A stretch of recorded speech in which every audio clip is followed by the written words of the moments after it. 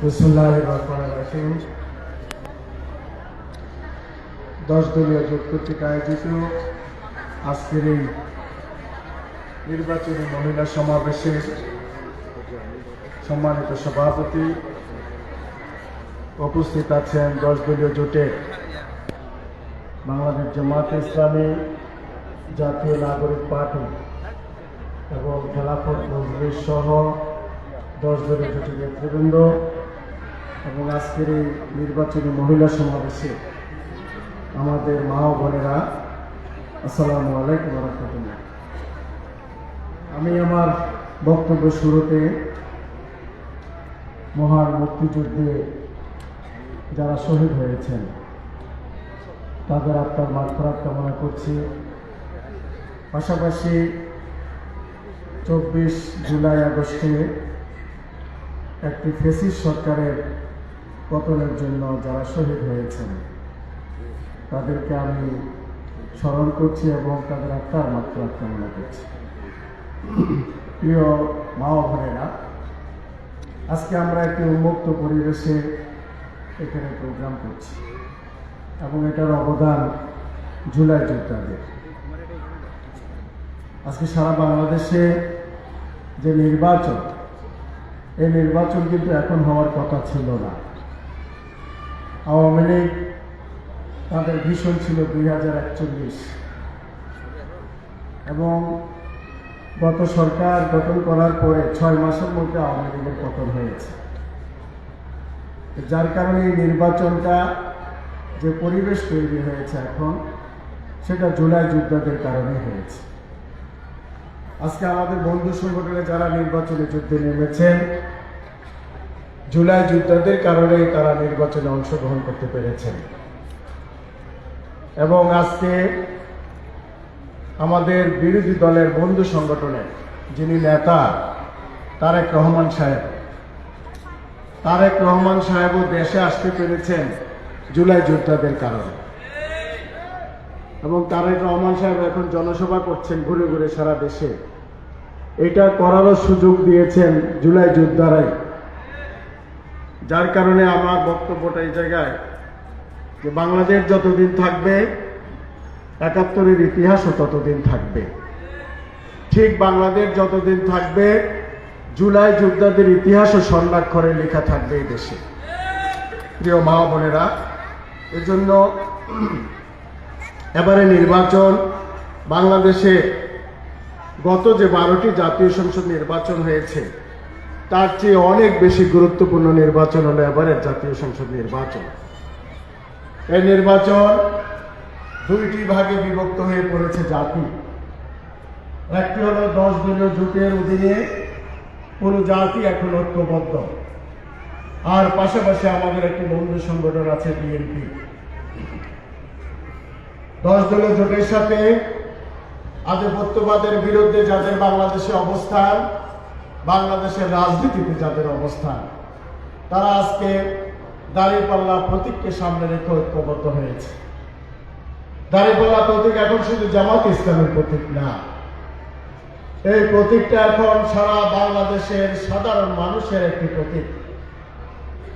এই প্রতীকের অধীনে এখন এদেশের 20 কোটি মানুষ ঐক্যবদ্ধ হয়েছে। প্রিয় মা বোনেরা, এবং আজকে বাংলাদেশে সবচেয়ে জনপ্রিয় রাজনৈতিক প্রতীক হলো দাঁড়িপাল্লা প্রতীক। এবং দাঁড়িপাল্লা প্রতীকের কোনো বিকল্প আজকে বাংলাদেশে নেই। এটার কারণ হলো আমাদের বন্ধু সংগঠনের ভাইয়েরা তাদেরকে সবচেয়ে জনপ্রিয় রাজনৈতিক দল মনে করে, এবং তারা এটাও মনে করে তারা ক্ষমতায় আসার আগেই তারা ক্ষমতায় বসে গিয়েছে, এবং যার কারণে তারা ধরাকে স্বর্গজ্ঞান মনে করছে। তারা ক্ষমতা চর্চা ক্ষমতায় না এসে শুরু করেছে, এবং যার প্রেক্ষাপটে আজকে আমাদের যে বিএনপি, এই বিএনপি এখন একটা জনবিচ্ছিন্ন রাজনৈতিক দলে পরিণত হয়েছে। জনবিচ্ছিন্ন হওয়ার কারণ হলো গত 1.5 বছরে তারা বাংলাদেশে যে পরিমাণ অনিয়ম করেছে, যে পরিমাণ চাঁদাবাজি করেছে, সকলগুলি তারাই দখল করেছে। আওয়ামী লীগ বাংলাদেশ থেকে পালানোর সময় যত ঠিকাদারি কাজ, বালুর মহল, যত কর্মকাণ্ড তাদের ছিল, সবগুলি আমাদের বন্ধু সংগঠনের বাইরে দখল করেছে।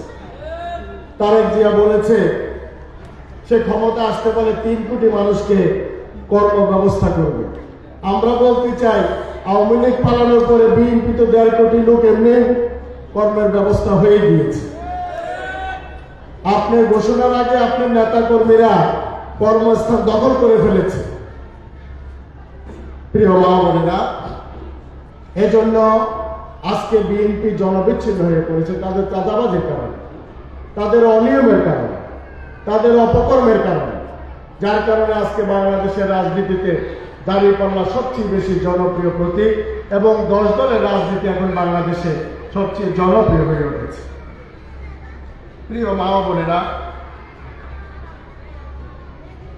বাংলাদেশ জামাতে ইসলামী এবং 10 দল গত 1.5 বছরে বাংলাদেশে কোথাও চাঁদাবাজির রেকর্ড তাদের চরিত্রে নাই এবং ব্যবসায়ীরা নিরাপদে তাদের ব্যবসা করতে পারছে। সেখানে জামাত এবং 10 দলের নেতাকর্মীরা কোনো চাঁদা নিচ্ছে না এবং সারা বাংলাদেশে ব্যবসায়ীরা এখন 10 দলের পক্ষে অবস্থান নিয়েছে, দাঁড়িপাল্লার পক্ষে অবস্থান নিয়েছে। এবং শুধু বাংলাদেশ নয়, এখন সারা পৃথিবীর যারা মুক্তিকামী মানুষ আছে, আমাদের আমেরিকা, ব্রিটেন, ইউরোপ এবং মধ্যপ্রাচ্য সকলে এখন 10 দলের পক্ষে অবস্থান নিয়েছে। কারণ আধিপত্যবাদকে পৃথিবীর কোনো পরাশক্তি এখন আর ক্যারি করে না, কোনো টলারেট করে না। আধিপত্যবাদ বিরোধী একটি আন্দোলন বাংলাদেশে তৈরি হয়েছে এবারে নির্বাচন, যার কারণে সারা পৃথিবী এখন 10 দলের পক্ষে অবস্থান নিয়েছে। প্রিয় মা বোনেরা, আমি খাগড়াছড়ির রাজনীতিতে যদি আসি, এই প্রিয় খাগড়াছড়ি জেলায় গত 54 বছরে অনেককে দেশের মানুষ এমপি বানিয়েছেন, কিন্তু জনগণের অধিকার খাগড়াছড়িতে প্রতিষ্ঠিত হয় নাই। এই পর্যন্ত খাগড়াছড়ির উন্নয়নের জন্য যে পরিমাণ অর্থ খাগড়াছড়িতে বরাদ্দ এসেছে, জনগণের সামনে এই অর্থের হিসাব কেউ কখনো দেয় নাই। আমি বলতে চাই, আগামী 12 তারিখ যদি খাগড়াছড়ির সর্বস্তরের জনগণ আমাকে নির্বাচিত করে, গত 54 বছরে খাগড়াছড়ির রাজনীতিতে যে ইতিহাস তৈরি হয় নাই, আমাকে যদি আপনারা নির্বাচিত করেন, প্রতিটি টাকার হিসাব খাগড়াছড়ির জনগণের সামনে আমি উপস্থাপন করবো ইনশাআল্লাহ। এই কারণে আমি করতে পারবো, আমার লুটপাটের কোনো চিন্তা নাই এবং জামাতের যারা নেতা আছে তাদের কাউরে লুটপাট করার চিন্তা নাই। আমাদের এনসিপি এবং খেলাফত মজলিস সহ 10 দলের নেতাকর্মীরা লুটপাটে বিশ্বাস করে না। আমরা জনগণের সেবক হতে চাই, আমরা মানুষের সেবা করতে চাই, মানুষের খেদমত করতে চাই। আমি বলতে চাই, জনগণের টাকা লুটপাট করা জামাতে ইসলামী হারাম ঘোষণা করেছে। মানুষের অধিকার লুণ্ঠন করা, আমরা এটা আমাদের চরিত্রের মধ্যে নেই। গত 54 বছরে আমরা খাগড়াছড়িতে দেখলাম এমপি হওয়ার সাথে সাথে গাড়ির মালিক হয়ে যায়, এমপি হওয়ার সাথে সাথে বাড়ির মালিক হয়ে যায়। কিভাবে এটা সম্ভব? এটা সম্ভব এই কারণে হচ্ছে, জনগণের জন্য যে অর্থ খাগড়াছড়িতে বরাদ্দ হয়, জনগণের টাকা তারা লুটপাট করে এ সমস্ত কর্মকাণ্ড করছে। আমি বলতে চাই, আমাকে যদি আপনারা নির্বাচিত করেন, তাহলে খাগড়াছড়ির টেকসই উন্নয়ন হবে। একটি রাস্তার জন্য যদি 10 কোটি টাকা বরাদ্দ থাকে আর সেখানে যদি 15 কোটি টাকার কাজ হয়, সেটা কখনোই টেকসই উন্নয়ন হয় না। আর যদি 20 কোটি টাকার কাজ হয়, সেটা টেকসই উন্নয়ন হয়। আমি বলবো, আমাকে যদি আপনারা নির্বাচিত করেন, খাগড়াছড়িকে আমরা অবকাঠামোগতভাবে টেকসই উন্নয়ন করব। অর্থাৎ রাষ্ট্রের কোনো টাকা টেন্ডারবাজির মাধ্যমে, চাঁদাবাজির মাধ্যমে, এমপির পার্সেন্টেজের মাধ্যমে খাগড়াছড়িতে ব্যবহার হবে না। প্রতিটি টাকা জনগণের উন্নয়নের জন্য খাগড়াছড়িতে ব্যবহার হবে ইনশাআল্লাহ। প্রিয় বোনেরা আমার, আজকে আমার বন্ধু সংগঠনের যারা নেতা আছে, আমি এমপি হলেও আমার পেশায় ফিরে যাব, এমপি না হলেও আমি আমার পেশায় ফিরে যাব। কিন্তু আমার বন্ধু সংগঠনের বাইরে প্রশ্ন করে রাখতে চাই আমি, যারা রাজনীতি করছেন খাগড়াছড়িতে, এবার যারা পার্লামেন্টে নির্বাচন করছেন, আপনাদের পেশার পরিচয় জনগণ জানতে চায়। আপনারা কি পেশা নিয়ে, কি অর্থ নিয়ে আপনারা জীবনযাপন করেন, আপনাদের পরিবারের সদস্যদেরকে, পরিবারকে কাদের অর্থে পরিচালিত করেন, এটা খাগড়াছড়ির জনগণ জানতে চায়। প্রিয় ভাই বোনেরা, আজকে খাগড়াছড়িতে আমরা দুর্নীতিমুক্ত একটি খাগড়াছড়ি করতে চাই। গত 54 বছরে এই জেলা পরিষদে অনেক নিয়োগ হয়েছে, লক্ষ লক্ষ টাকা ঘুষ দিয়ে সেখানে চাকরি দেওয়া হয়েছে। আমি বলতে চাই, আগামী দিনে নির্বাচনে এই খাগড়াছড়ির জনগণ যদি আমাকে দাঁড়িপাল্লা প্রতীকে ভোট দিয়ে নির্বাচিত করে, খাগড়াছড়ি জেলা পরিষদ একটি দুর্নীতি মুক্ত জেলা পরিষদে তৈরি হবে ইনশাআল্লাহ। ঘুষের ভিত্তিতে খাগড়াছড়িতে কোনো চাকরি আর হবে না। মেধার ভিত্তিতে খাগড়াছড়ি জেলা পরিষদে চাকরি হবে। আজকে খাগড়াছড়িতে আমরা রেশন প্রথা আছে, আমরা অনেকে খাগড়াছড়িতে রেশন খেয়ে জীবনযাপন করি। গত সময়ে 30 বছর যাবৎ খাগড়াছড়িতে 85 কেজি করে রেশন চালু হয়েছে, কিন্তু 85 কেজি থেকে কমতে কমতে এখন সেটা 55-60 কেজিতে এসেছে। কোথায় যায় এই সমস্ত রেশন? আমি বলতে চাই, আগামী দিনে যদি আপনারা আমাকে নির্বাচিত করেন, খাগড়াছড়ির জনগণ যদি আমাকে নির্বাচিত করে, যার জন্য যে রেশন চালু আছে সেখান থেকে 1 কেজি রেশনও কম দেওয়ার কোনো সুযোগ থাকবে না। প্রতিটি নাগরিকের কাছে এই রেশন পৌঁছে যাবে ইনশাআল্লাহ। প্রিয় বোনেরা আমার, আজকে আমাদের বন্ধু সংগঠনের ভাইরা আমাদের নেতা কর্মীদেরকে ভয় দেখায়।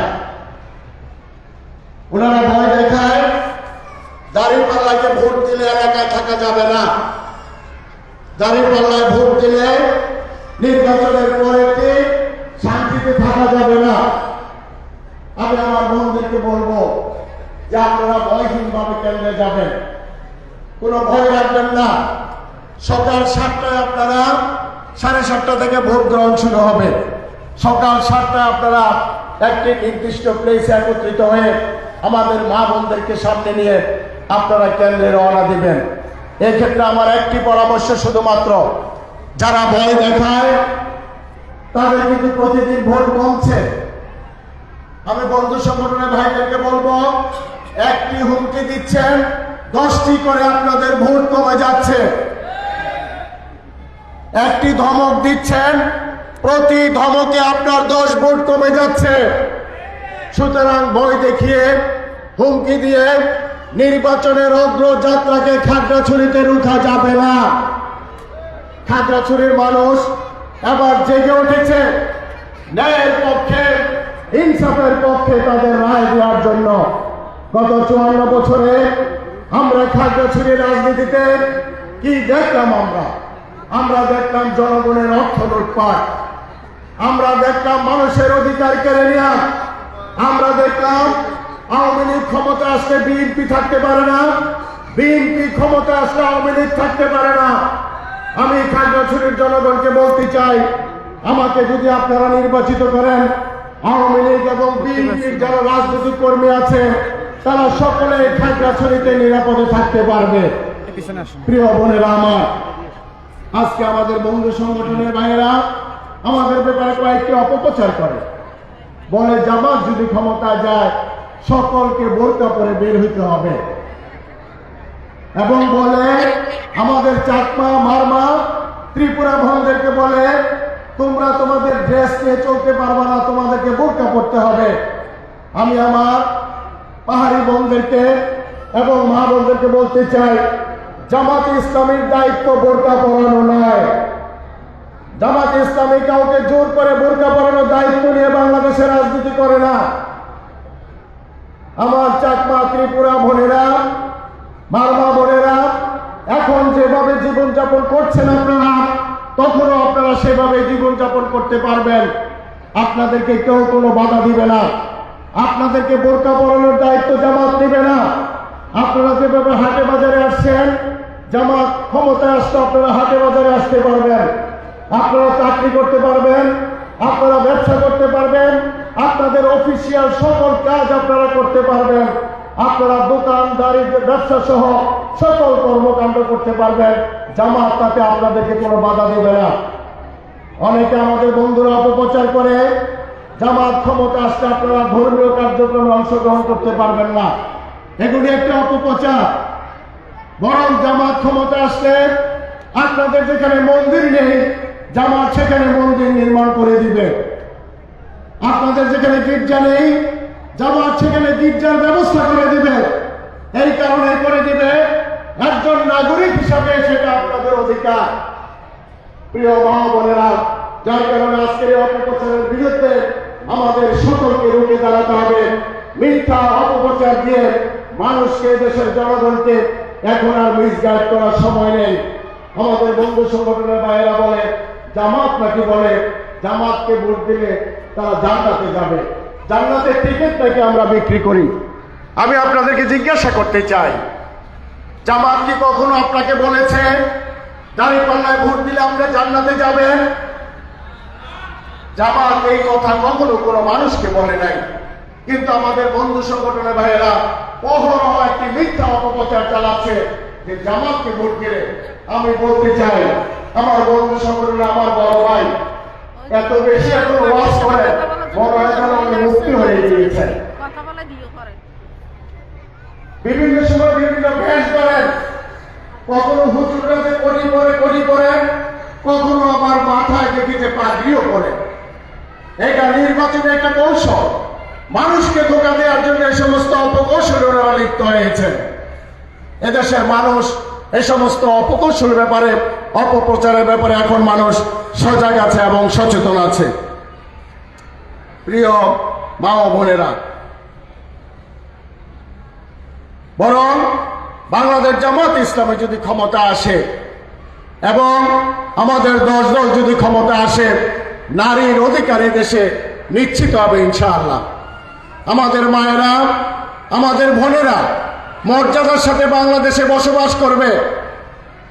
বাংলাদেশের ইতিহাসে কোন নারী জামাতের নেতাকর্মীদের কাছে লাঞ্ছিত হয় নাই, কোন মা বোনেরা জামাতের কাছে অপমান হয় নাই, অপদস্থ হয় নাই।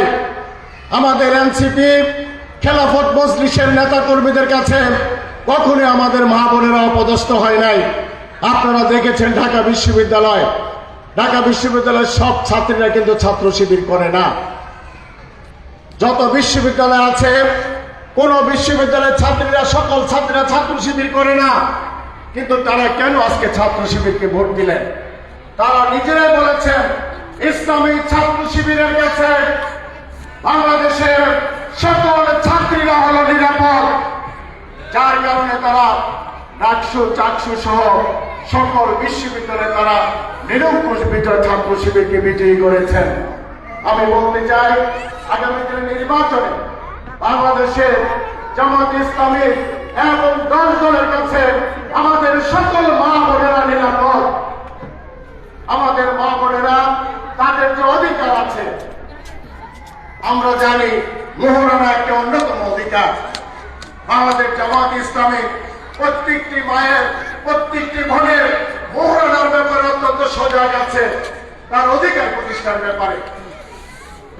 পাশাপাশি একজন নারী যে অধিকার আছে ইসলামে, তার চেয়ে পৃথিবীর মাঝে কোনো আদর্শ নারীর অধিকার নিশ্চিত করতে পারে নাই। সে অধিকারটা হলো একজন নারী পৃথিবীতে আসার পরে তার মা বাবার টেক কেয়ারে তিনি জীবনযাপন করেন। যখন তিনি স্বামী সংসারে যান, একদিকে মা বাবার সম্পদও তার উত্তরাধিকারে আছে, স্বামীর কাছেও তার উত্তরাধিকারে রাইট রয়েছে। স্বামী যখন দুনিয়া থেকে চলে যায়, তার সন্তানরা তাকে টেক কেয়ার করে। এটা ইসলাম দিয়েছে। পৃথিবীর কোন আদর্শ এই নারীর অধিকার নিশ্চিত করতে পারে নাই, শুধুমাত্র ইসলামই এই নারীদের অধিকার নিশ্চিত করেছে প্রিয় মা বোনেরা। যার কারণে পৃথিবীতে সবচেয়ে গ্রহণযোগ্য একটি আদর্শ হয়েছে ইসলাম। প্রিয় বোনেরা আমার, আজকে আমাদের এখানে যারা চাকমা, মারমা, ত্রিপুরা বোনেরা আছেন, আমি আপনাদেরকে 10 দলের পতাকা দলে সংঘবদ্ধ হওয়ার জন্য আমরা আহ্বান জানাচ্ছি। আপনাদেরকে এটা মনে করার কোনো কারণ নেই যে আপনি জামাত করলে, দাঁড়িপাল্লায় ভোট দিলে আপনাকে ধর্ম পরিবর্তন করতে হবে। আপনি আপনার ধর্ম ঠিক রেখেই আপনি দাঁড়িপাল্লায় ভোট দিতে পারবেন, আপনাকে ধর্ম পরিবর্তন করতে হবে না। আপনারা জানেন এবারে জাতীয় সংসদ নির্বাচনে খুলনাতে আমাদের একজন সনাতনী ভাইকে প্রার্থী করা হয়েছে। তিনি কিন্তু হিন্দু ধর্ম পরিত্যাগ করে পার্লামেন্টে নির্বাচনে অংশগ্রহণ করেন নাই। তিনি তার ধর্মীয় কাজে ঠিক রেখেই উনি জাতীয় সংসদ নির্বাচনে অংশগ্রহণ করেছেন। তার মানে বাংলাদেশ জামাত ইসলামী কোনো সাম্প্রদায়িক রাজনৈতিক দল নয়। সকল সম্প্রদায়কে নিয়ে আগামী দিনের বাংলাদেশ গড়তে চায় বাংলাদেশ জামাত ইসলাম এবং 10 দল। আমাদের একটি মৌলিক স্লোগান হলো এবার, চলো একসাথে গড়ি বাংলাদেশ। চলো একসাথে সারা বাংলাদেশের মানুষকে ঐক্যবদ্ধ করে আমরা নতুন বাংলাদেশ গড়তে চাই এবং সকল সম্প্রদায়ের মানুষকে নিয়ে আমরা বাংলাদেশকে গড়তে চাই।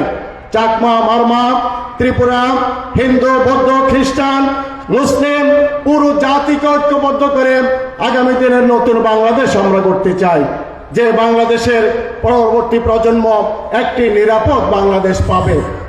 আমরা বাংলাদেশকে একটি দুর্নীতিমুক্ত বাংলাদেশ গড়তে চাই। আমরা বাংলাদেশকে একটি সাম্প্রদায়িক সম্প্রীতির বাংলাদেশ গড়তে চাই। গত 54 বছরে খাগড়াছড়ির কোথাও জামাতের নেতাকর্মীদের কারণে কোনো সাম্প্রদায়িক দাঙ্গা হয় নাই, বরং সাম্প্রদায়িক দাঙ্গা প্রতিরোধের জন্য জামাতের নেতাকর্মীরা কাজ করেছে প্রিয় বোনেরা আমার। যার কারণে আগামী দিনের খাগড়াছড়ি গড়ার জন্য সবচেয়ে বড় প্রয়োজন সম্প্রীতি। এখানে শান্তির জন্য সম্প্রীতির কোনো বিকল্প নেই, ভ্রাতৃত্বের বন্ধনের কোনো বিকল্প নেই। আমাকে যদি আপনারা আগামী দিনে খাগড়াছড়িতে দলমত নির্বিশেষে সকল ধর্মের মানুষ মিলে ঐক্যবদ্ধভাবে যদি 12 তারিখে আপনারা দাঁড়িপাল্লা ভোটে নির্বাচিত করেন, আমার প্রথম এবং প্রধান কাজ হবে খাগড়াছড়িতে সাম্প্রদায়িক সম্প্রীতির বন্ধন প্রতিষ্ঠা করা। প্রিয় বোনেরা আমার, এবং খাগড়াছড়িতে দ্বিতীয় যে কাজটি আমি করব সেটা হলো খাগড়াছড়ি জেলাকে, খাগড়াছড়ি জেলা প্রশাসনকে, খাগড়াছড়ি জেলা পরিষদকে আমি দুর্নীতিমুক্ত প্রশাসন এবং দুর্নীতিমুক্ত একটি জেলা পরিষদ আপনাদেরকে আমি উপহার দেব। পাশাপাশি খাগড়াছড়িতে আগামী দিনে যদি আমাকে নির্বাচিত করা হয়, এখানকার চিকিৎসা এবং স্বাস্থ্য সেবা, এখানকার ডেভেলপমেন্ট, এখানকার উন্নয়ন, আমার একটি অন্যতম স্বপ্ন হলো খাগড়াছড়িতে যদি আমি নির্বাচিত হই, আগামী দিনের খাগড়াছড়ির জনগণ যদি আমাকে নির্বাচিত করে, এই খাগড়াছড়ি থেকে ঢাকা, চট্টগ্রাম যে অনেকে টাকার অভাবে লেখাপড়া করতে পারে না, ইনশাআল্লাহ খাগড়াছড়ির সর্বস্তরের জনগণের জন্য আমাদের রাঙ্গামাটিতে বিশ্ববিদ্যালয় আছে, বান্দরবানে বিশ্ববিদ্যালয় আছে, খাগড়াছড়িতে এখনো কোনো বিশ্ববিদ্যালয় প্রতিষ্ঠা হয় নাই। আল্লাহ তাআলা যদি আমাকে নির্বাচিত করেন, আপনারা যদি আগামী দিনে ভোট দিয়ে আমাকে নির্বাচিত করেন, খাগড়াছড়িতে আমি একটি প্রযুক্তি বিশ্ববিদ্যালয় স্থাপন করবো ইনশাআল্লাহ। এবং পাশাপাশি এই চিকিৎসা জগৎকে এগিয়ে নেওয়ার জন্য এই দুর্গম অঞ্চলে সেই বড়পাড়া, তালিকাপাড়া থেকে খাগড়াছড়ি জেলা সদরের দূরত্ব 60 কিলোমিটার। সেখান থেকে এসে খাগড়াছড়িতে আমাদের মা বোনেরা চিকিৎসা সেবা পায় না। আল্লাহ তাআলা যদি আমাকে নির্বাচিত করে, খাগড়াছড়ির জনগণ যদি আগামী 12 ফেব্রুয়ারি নির্বাচনে আমাকে নির্বাচিত করে, জামাত এবং 10 দল যদি রাষ্ট্র পরিচালনার দায়িত্ব পায়, খাগড়াছড়ির চিকিৎসা জগৎ মানুষের দুয়ারে দুয়ারে পৌঁছে দেওয়ার জন্য খাগড়াছড়িতে আমি একটি মেডিকেল কলেজ প্রতিষ্ঠা করবো ইনশাআল্লাহ। এটা আমার একটা অন্যতম দিন খাগড়াছড়ির জনগণের জন্য। প্রিয় মা বোনেরা, খাগড়াছড়ি আপনারা জানেন এখানে একটি ডিস্ট্রিক্ট আছে, সেই ডিস্ট্রিক্টটি এখন মৃত অবস্থা আছে। এই ডিস্ট্রিক্টকে যদি আমরা প্রতিষ্ঠিত করতে পারি, হাজার হাজার মানুষের সেখানে কর্মসংস্থান হবে ইনশাআল্লাহ। আগামী 12ই ফেব্রুয়ারি